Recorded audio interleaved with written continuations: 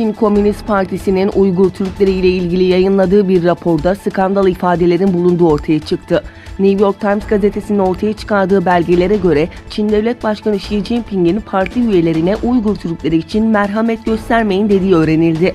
400 sayfadan fazla olan belgeler Doğu Türkistan bölgesinde Uygurlara yönelik baskı politikasını sürdüğünü gösteriyor.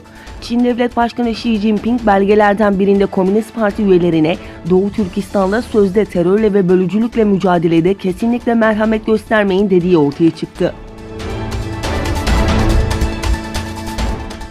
Çin, ABD teknolojilerini çalmakta suçlanırken diğer yandan güçlü delillere rağmen her fırsatta bunu inkar etse de bir Çinli yetkiliden itiraf geldi.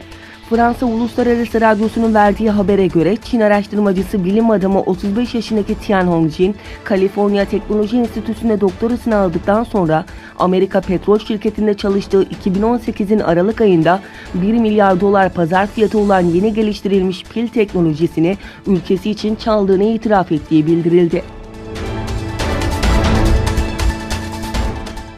Çin'in kuşak yol kapsamındaki attığı adımlar her ne kadar yatırımların gerçekleştirildiği ülkelerde hükümetler tarafından memnuniyetle karşılansa da Batı basını Pekin yönetiminin attığı adımlara şüpheci yaklaşmaya devam ediyor.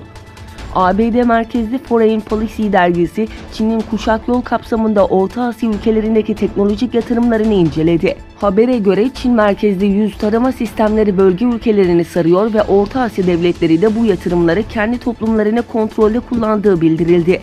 Haberlere göre Kırgızistan'ın başkenti Bişkek'te yeni yüz tarama merkezi açılmış. Bu yüz tarama sisteminde ABD'nin yatırımları altında olan Çinli bir şirket tarafından ücretsiz kurulduğu ve Kırgızistan yönetiminin bu sistemi akıllı şehir adıyla kurduğu belirtilmişti.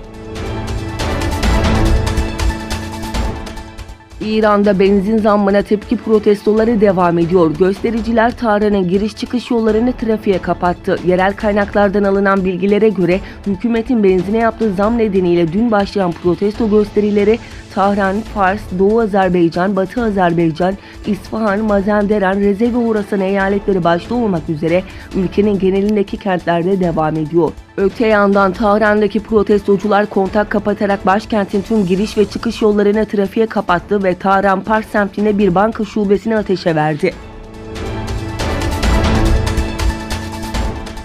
İtalya'nın kanallarıyla ünlü tarihi Venedik kentinde hafta içinde olumsuz hava koşullarının etkisiyle yükselen suların verdiği zararın tahmini 1 milyar avro olduğu belirtilirken su seviyesinin bugün yeniden yükseldiği bildirildi. İtalya İçişleri Bakanı'nın da kentte incelemelerde bulunduktan sonra yaptığı açıklamada Venedik'in sadece Venediklilere ya da İtalyanlara değil bütün dünyaya ait olduğunu belirterek kesinlikle korunması gereken bir yer, öncelikle İtalya'nın ilgilenmesi ardından herkesin özel ilgi göstermesi gereken bir yer olduğunu düşünüyorum dedi. NASA dünyaya yaklaşmakta olan göktaşları ile ilgili uyarılarına bir yenisini daha ekledi. Kimi zaman göktaşları dünyayı teğet geçtikten sonra olası tehditleri açıklayan NASA, bu kez rotasında sapma olmazsa 2022'de dünyaya ulaşması beklenen bir göktaşı ile ilgili açıklama yaptı.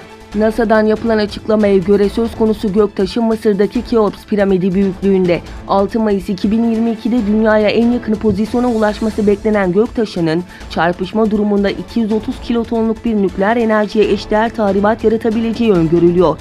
Bu, Hiroşima'ya atılan atom bombasının yaklaşık 15 katına denk geliyor.